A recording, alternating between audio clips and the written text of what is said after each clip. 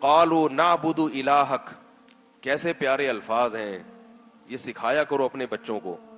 سب سے پہلے جس نے اپنے بچوں کو اللہ سکھا دیا نا، باقی چیزیں انشاءاللہ سکھانا آسان ہوگا. اور جس نے اپنے بچوں کو مذہب نہیں سکھایا سب سے پہلے، باقی چیزوں کا سکھانا بڑا مشکل ہے پھر. کیونکہ بچے کے دل میں اللہ کا خوف پہلے آئے گا، والدین کی اطاعت پھر اس کے بعد آئے گی. گوروں سے یہی تو بڑی غلطی ہوئی ہے، ورنہ وہ تہذیب میں اور ڈسپلن میں وہ تو ہم سے بہت آگے ہیں.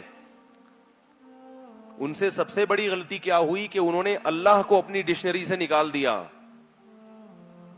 ڈکشنری سے مراد جو روز مرہ استعمال ہونے والی ڈکشنری ہے. اب وہ ڈسپلن، قانون اور لائن میں قطار میں اور ملک سے محبت سب کچھ ہو گیا ان کے ہاں، مگر خونی رشتے ختم ہو گئے.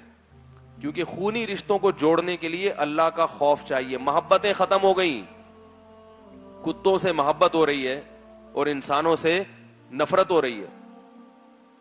ابا کو گھر میں رکھنے کے لیے تیار نہیں ہے. تو اپنے بچوں کو سب سے پہلے کیا سکھانا ہے بھائی؟ اللہ سکھانا ہے، اللہ. اور اپنے عمل سے بھی، اپنی زبان سے بھی.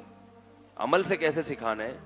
کہ جب اللہ کا کوئی حکم مخلوق کے حکم سے ٹکرا رہا ہو اور بچے کو بچہ دیکھ رہا ہو کہ دیکھیں اب ابا کیا کریں گے ہمارے، تو آپ نے اللہ کے حکم کو فالو کرنا ہے.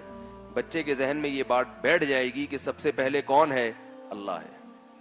بلکہ یہ سکھا دیں کہ اگر میں نے بھی تمہیں ایسی بات کا حکم دیا جو اللہ کی مرضی کے خلاف ہے، بیٹا تم نے میری بات نہیں ماننی ہے.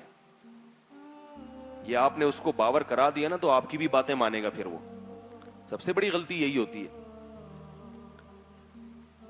تو یہاں عقل کو استعمال کرنا ہے، غور کرنا ہے، مشورہ لینا ہے علماء سے، جو بھی ان چیزوں کے ماہر ہیں ان سے مشورہ لینا ہے کہ بھئی کیا کروں میں اولاد کی تربیت کے لیے. بعض لوگ سختی کرتے ہیں تو سخت پیٹتے چلے جا رہے ہیں، صبح شام ایسے مار رہے ہیں جیسے پتہ نہیں. اور بعض نرمی کرتے ہیں تو اتنی نرمی کہ وہ کسی بات پہ کچھ کہتے ہی نہیں ان. اور بعض سختی اور نرمی دونوں سے کام لیتے ہیں لیکن ان کو یہ پتہ ہی نہیں ہوتا کہ سختی کہاں کرنی ہے اور نرمی سے کام کہاں لینا ہے.